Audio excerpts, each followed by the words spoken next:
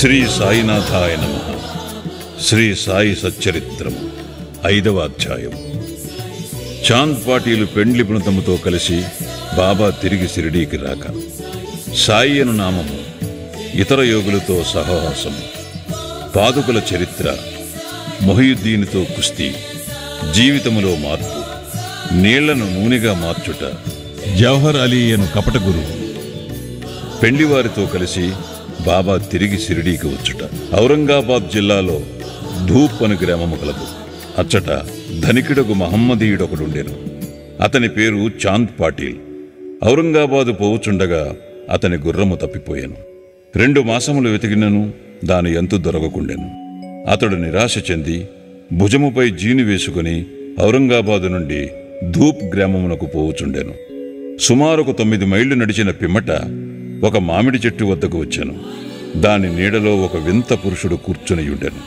అతడు తలపై టోపీ, పొడుగైన చొక్కా ధరించియుండెను. చంకలో సటకా పెట్టుకుని చిలుము త్రాగుటకు ప్రయత్నించుచుండెను. దారి వెంట పోవు చాంద్ పాటీలను చూచి అతనిని పిలిచి చిలుము త్రాగి కొంత తడువు విశ్రాంతి కొనమనేను. జీను గురించి ప్రశ్నించాను.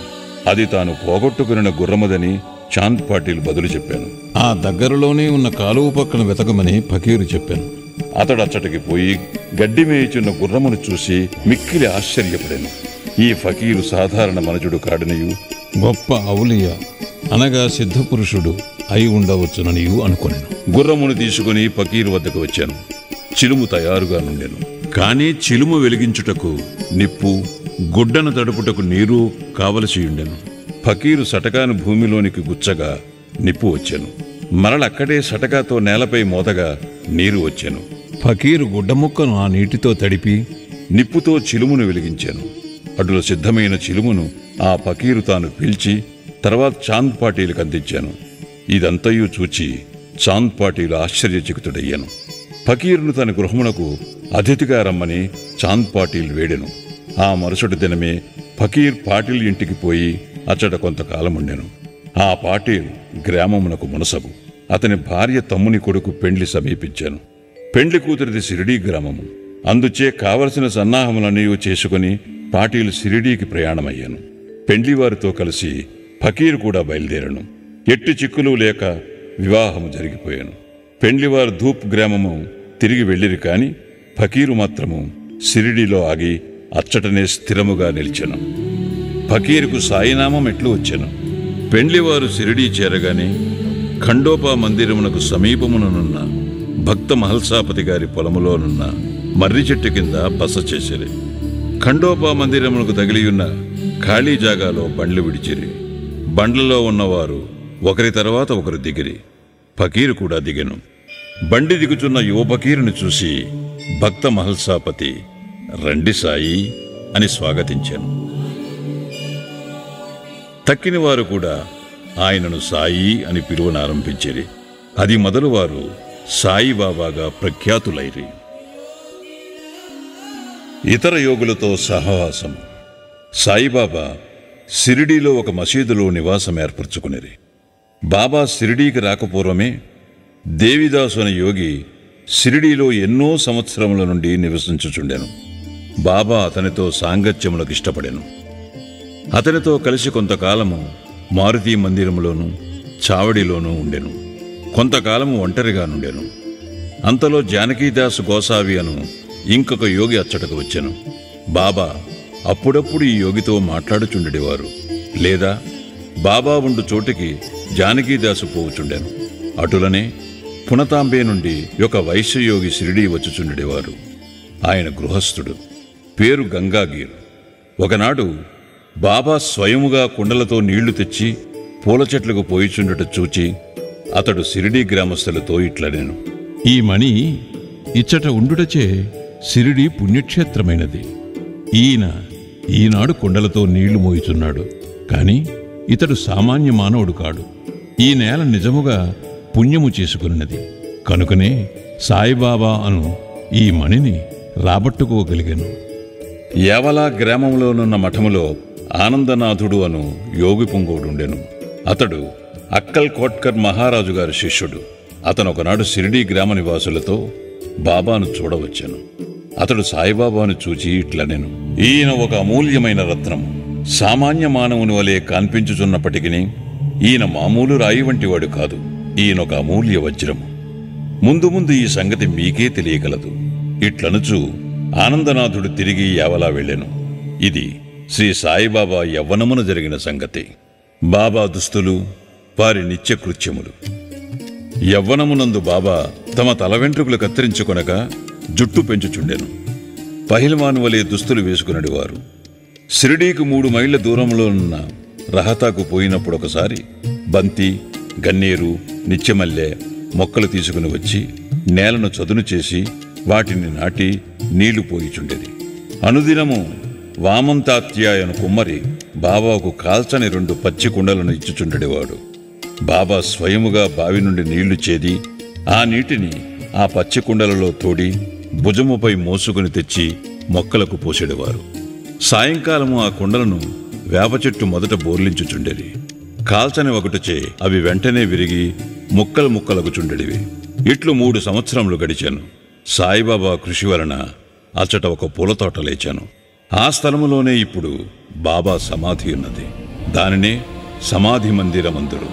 దానిని దర్శించుట కొరకే అనేక మంది భక్తులు విశేషముగా పోవుచున్నారు. వేప చెట్టు కిందనున్న పాదుకుల వృత్తాంతము. అక్కల్ కోట్కర్ మహారాజు గారి భక్తుడు భాయి కృష్ణజీ అలీబాకర్. ఇతడు అక్కల్ కోట్కర్ మహారాజు గారి చిత్రపటమును పూజించుడివాడు. అతడు ఒకప్పుడు షోలాపూర్ జిల్లాలోని అక్కల్కోట గ్రామమునకు పోయి మహారాజు గారి పాదుకులు దర్శించి పూజించవలనని అనుకునేను. అతడచ్చటికి పోకమునిపే స్వప్నములో ఆ మహారాజు దర్శనమిచ్చి ఇట్లు చెప్పాను, ప్రస్తుతము షిరిడీ నా నివాస స్థలము. అచ్చటికి పోయి నీ పూజ యొనరింపు. అందుచే అక్కల్కోట పోవాలనను తన నిర్ణయమును మార్చుకొని భాయి కృష్ణజీ షిరిడీ చేరి బాబాను పూజించి అచ్చటనే 6 మాసములు ఆనందముతో గడిపెను. దీని జ్ఞాపకార్థము పాదుకులు చేయించి శ్రావణ మాసములోనొక శుభదినమున వేప చెట్టు కింద ప్రతిష్ఠ చేయించెను. ఇది 1834 శ్రావణ మాసములో, అనగా క్రీస్తు శకం 1912లో జరిగెను. దాదా కేల్కర్, ఉపాసినీ బాబా అనువారు పూజను శాస్త్రోక్తముగా జరిపిరి. దీక్షిత్ అను బ్రాహ్మణుడు పాదుకుల నిత్యపూజకు నియమించబడెను. దీనిని పర్యవేక్షించు బాధ్యత భక్త సగన్మేర్ నాయక్ అప్పగించబడినది. ఈ కథ యొక్క పూర్తి వివరములు. ఠానే వాస్తవ్యుడైన శ్రీ బివి దేవ్ బాబాకి గొప్ప భక్తుడు.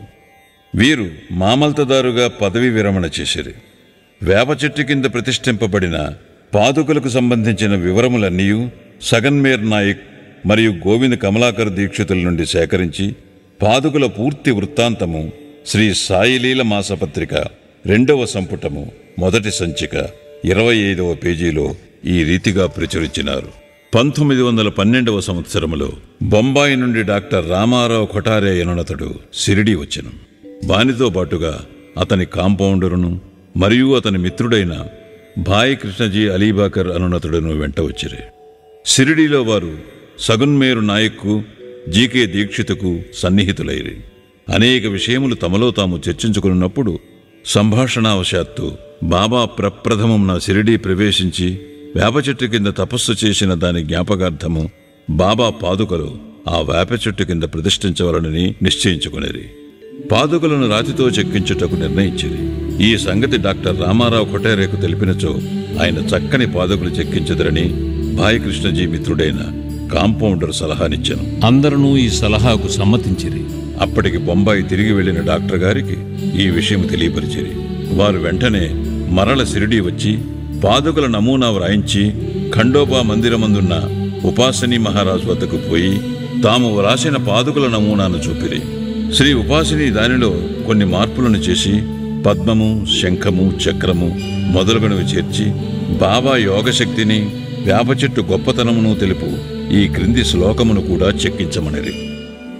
సదా నింబ వృక్షస్య మూలాధివాసాత్ సుధాశ్రావిణం తిక్తమప్యప్రియంతం తరుం కల్పవృక్షాధికం సాధయంతం నమామీశ్వరం సద్గురుం సాయినాథం. ఉపాసనీ సలహాలను ఆమోదించి పాదుకలు బొంబాయిలో చేయించి కాంపౌండర్ ద్వారా పంపిరి. శ్రావణ పౌర్ణమి నాడు స్థాపన చేయమని బాబా ఆజ్ఞాపించాను. ఆనాడు 11 గంటలకు జీకే దీక్షిత్ తన శిరస్సుపై పాదుకులు పెట్టుకుని ఖండోబా మందిరము నుండి ద్వారకామాయికి ఉత్సవముతో వచ్చిరి. బాబా ఆ పాదుకులను స్పృశించి అవి భగవంతుని పాదుకులని నుడివెను.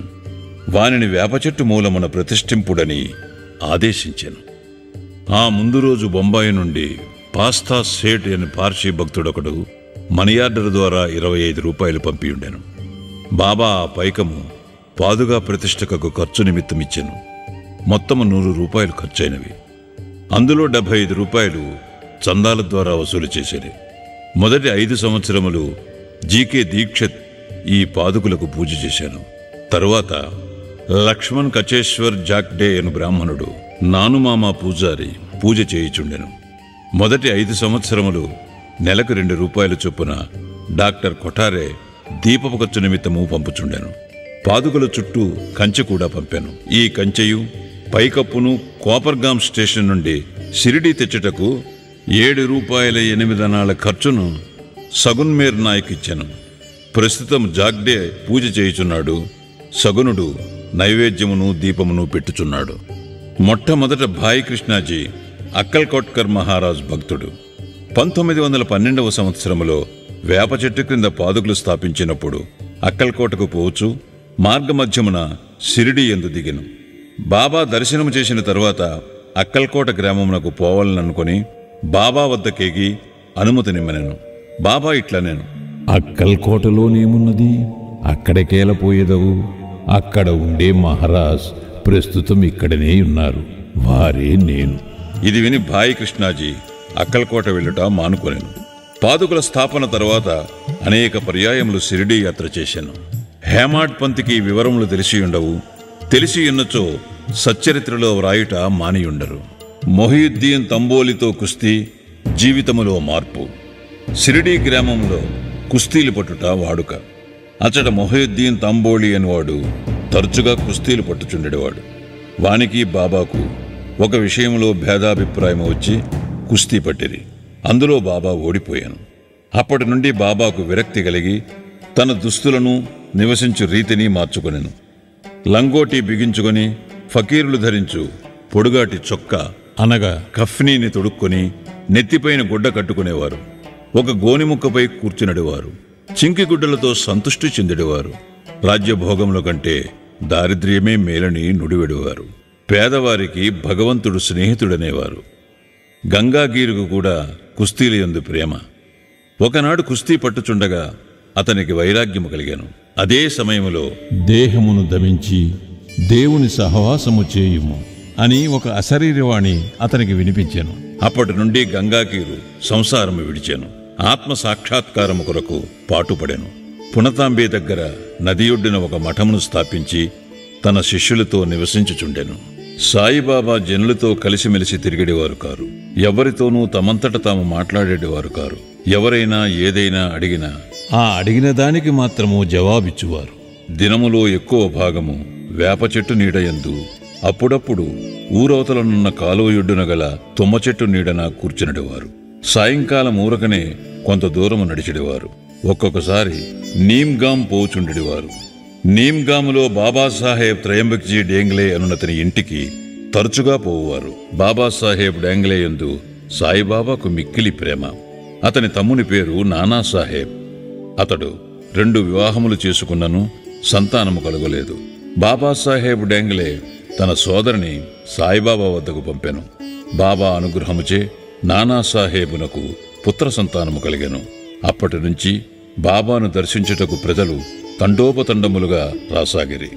వారి కీర్తి ఎంతటనూ వెల్లడియాయను. అహ్మద్నగర్ వరకు వ్యాపించాను. అక్కడి నుంచి నానాసాహెబ్ చందోర్కరు, కేశవ చిదంబర్ మొదలుగా గల అనేక మంది షిరిడీకి వచ్చుట ప్రారంభించిరి. దినమంతయు బాబాను భక్తులు చుట్టియుండెడివారు. రాత్రులందు బాబా పాడుపడిన పాత మసీదు యందు శయనించుచుండెను. పొగ పీల్చుకుని చిలింగొట్టము, కొంత పొగాకు, ఒక రేకు డబ్బా, కఫ్ని, తలగుడ్డ, ఎల్లప్పుడూ దగ్గర నుంచుకుని సటక అనగా చిన్న చేతికర్ర మాత్రమే అప్పటిలో ఆయనకున్న సామానులు. తలపైన ఒక గుడ్డను చుట్టి దాని అంచులను జడవలే మెలిపెట్టి ముడివేసి ఎడమ చెవిపై నుంచి వెనుకకు వేలాడునట్లు వేసుకునివారు. తమ దుస్తులను వారముల తరపడి ఉతుకకుండా నుంచువారు. చెప్పులను తొడిగేవారు కారు. దినమంతయు గోనిగుడ్డపైనే కూర్చునేవారు. కఫ్నీ కింద లంగోటి కట్టుకునేవారు. చలిని కాచుకున్నటకు ధునికెదురుగా మసీదు ఈశాన్య భాగములో గల కొయ్య చేపట్టుపై తమ ఎడమచేతి నానించి దక్షిణాభిముఖముగా కూర్చునేవారు. ఆ ధునిలో అహంకారమును, కోరికలను, ఆలోచనలను ఆహుతి చేసి అల్లాయే యజమాని అని పలికేవారు. మసీదులో 2 గదుల స్థలము మాత్రమే ఉండెను. భక్తులందరూ అచటనే బాబాను దర్శించుచుండెరి. 1912 తదుపరి మసీదుకు కొన్ని మార్పులు చేయబడినవి. పాత మసీదును మరామత్తు చేసి నేలపైన నగిషీరాళ్లు తాపన చేసేది. బాబా ఈ మసీదుకు రాకపూర్వము తకియాలో చాలా కాలము నివసించిరి. బాబా తమ కాళ్లకు చిన్న గజ్జెలు కట్టుకుని సొగసుగా నాట్యము చేసేవారు. భక్తిపూర్వకమైన పాటలు పాడేవారు. నీళ్లను నూనెగా మార్చుట. సాయిబాబాకు దీపములన్న చాలా ఇష్టం. ఊరిలో నూనెను విక్రయించు షావుకారులను నూనె అడిగి తెచ్చి మసీదునందు రాత్రి అంతయు దీపములు వెలిగించుచుండేవారు. కొన్నాళ్ళు ఇట్లు జరిగాను. ఒకనాడు నూనె ఇచ్చి దుకాణదారులందరూ కూడబలుక్కుని బాబాకు నూనె ఇవ్వకూడదని నిశ్చయించుకునిరి. బాబా వారి దుకాణములకు ఎప్పటివలే పోగా నూనె లేదనిరి.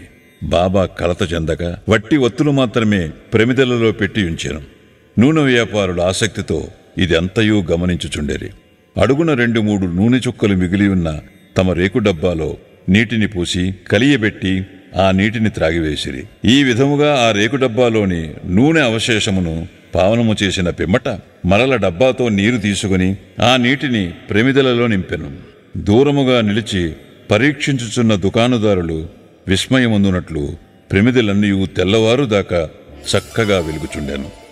ఇదంతయు చూచి షావుకారులు పశ్చాత్తాపపడి బాబాను మన్నింపు కోరిరి. బాబా వారిని క్షమించి ఇకపైనైనను సత్యమనంటి పెట్టుకునుడని హితవు చెప్పి పంపివేసిరి. జవహర్ అలీ అను కపట గురువు. పైన వివరించిన కుస్తీ జరిగిన 5 ఏండ్ల తరువాత అహ్మద్నగర్ నుండి జవహర్ అలీ అను ఫకీరొకడు శిష్యులతో రహతా వచ్చెను. వీరభద్ర మందిరమునకు సమీపమున ఉన్న స్థలములో దిగెను. ఆ ఫకీరు బాగా చదువుకున్నవాడు. ఖురానంతయు వల్లించగలడు. మధుర భాషణుడు. ఆ ఊరిలోని భక్తులందరూ వచ్చి వానిని సన్మానించుచూ గౌరవముతో చూచుచుండేవారు. వారి సహాయముతో వీరభద్ర మందిరమునకు దగ్గరగా ఈద్గా అను గోడను నిర్మించుటకు పూనుకొనెను. ఈదుల్ ఫితర్ అను పండుగనాడు మహమ్మదీయులు నిలుచుకొని ప్రార్థించు గోడయే ఈద్గా. ఈ విషయములో వివాదము లేచి అది ఘర్షణకు దారితీశాను. దానితో జవహర్ అలీ రహతా విడిచి షిరిడీ చేరి బాబాతో మసీదునందుండసాగాను. ప్రజలు వాని తీపి మాటలకు మోసపోయిరి. అతడు బాబాను తన శిష్యుడని చెప్పువాడు. బాబా అందులకు అడ్డు చెప్పక శిష్యుని వలనే మసులుకొనేను. తరువాత గురు శిష్యులిద్దరూ రహతాకు పోయి అచ్చట నివసించుటకు నిశ్చయించుకునిరి. గురువునకు శిష్యుని శక్తి ఏమీ తెలియకుండెను. శిష్యునికి మాత్రము గురువు యొక్క లోపములు బాగా తెలియను. అయినప్పటికీ బాబా ఆ కపట గురువునెప్పుడు అగౌరవించక శిష్యధర్మమును శ్రద్ధగా నెరవేర్చుచుండెడివారు. అప్పుడప్పుడు వారిరువురు షిరిడీకి వచ్చి పోవుచుండెడివారు. కాని అధికముగా రహతాలోనే నివసించేవారు. షిరిడీలోని సాయి భక్తులకు బాబా ఆ విధముగా రహతాలో ఉండుట ఎంతమాత్రమూ ఇష్టము లేకుండెను. అందుచే వారందరూ కలిసి సాయిబాబాను మరల షిరిడీకి పిలుచుకుని వచ్చుటకు రహతా వెళ్ళిరి. వారు రహతాలో ఈద్గా వద్ద బాబాను ఒంటరిగా చూచి వారిని తిరిగి షిరిడీ తీసుకుని పోవుటకై వచ్చినామని చెప్పిరి. జవహర్ అలీ ముక్కోపి అని, ఆయన తనను విడిచిపెట్టడని, అందువలన వారు తన యందు ఆశ విడిచి ఫకీరు అక్కడికి వచ్చు లోపల షిరిడీ మరల వెళ్ళుట మంచిదని బాబా వారికి సలహా ఇచ్చాను. వారిట్లు మాట్లాడుకొనుచుండగా జవహర్ అలీ అక్కడికి వచ్చి బాబాను తీసుకుని పోవుటకు ప్రయత్నించుచున్న షిరిడీ ప్రజలపై మండిపడెను. కొంత వాదోపవాదములు జరిగిన పిమ్మట గురు శిష్యులిద్దరూ తిరిగి షిరిడీ పోవుటకు నిర్ణయమైనది. వారు షిరిడీ చేరి అచ్చటనే నివసించుచుండిరి. కొన్ని దినముల పిమ్మట దేవీదాస్ ఆ కపట గురువును పరీక్షించి అతని బండారము బయటపెట్టెను. చాంద్ పాటిల్ పెళ్లి బృందముతో బాబా షిరిడీ వచ్చుటకు 12 సంవత్సరముల ముందే 10-12 ఏళ్ల వయస్సులో దేవీదాసు షిరిడీ చేరెను. వారు మారుతీ దేవాలయములో ఉండేవారు. దేవీదాసు చక్కని అంగసౌష్ఠవము, తేజోవంతములైన నేత్రములు కలిగి నిర్వ్యామోహిత అవతారం వలె జ్ఞాని వలె కనపడుచుండెను. తాత్యా పాటీలు, కాశీనాథ్ షింపి మొదలుగా గల అనేక మంది దేవీదాసును తమ గురువుగా భావించడివారు. వారు జవహర్ అలీని దేవీదాసు వద్దకు తీసుకుని వచ్చిరి. వారి మధ్య జరిగిన వాదములో జవహర్ అలీ చిత్తుగా ఓడిపోయి షిరిడీ నుండి పలాయనము చిత్తగించాను. ఆ తర్వాత అతడు వైజాపూరులో నుండి చాలా ఏండ్ల తర్వాత షిరిడీ తిరిగి వచ్చి బాబా పాదములపై పడెను. తాను గురువు, సాయిబాబా శిష్యుడను భ్రమ వాని మనస్సు నుండి తొలగి తన ప్రవర్తనకు పశ్చాత్తాపపడెను. సాయిబాబా వానిని యథారీతి గౌరవముగానే చూచెను. ఈ విధముగా శిష్యుడు గురువునెట్లు సేవింపవలనో, ఎట్లు అహంకార మమకారములను విడిచి గురు శుశ్రూష చేసి తుదకు ఆత్మసాక్షాత్కారమును పొందవలనో బాబా ఆచరణాత్మకముగా నిరూపించెను. ఈ కథ భక్త మహల్షాపతి చెప్పిన వివరముల ఆధారముగా వ్రాయబడినది. 5వ అధ్యాయం సంపూర్ణం. సద్గురు శ్రీ సాయినాథార్పణమస్తు. శుభం భవతు.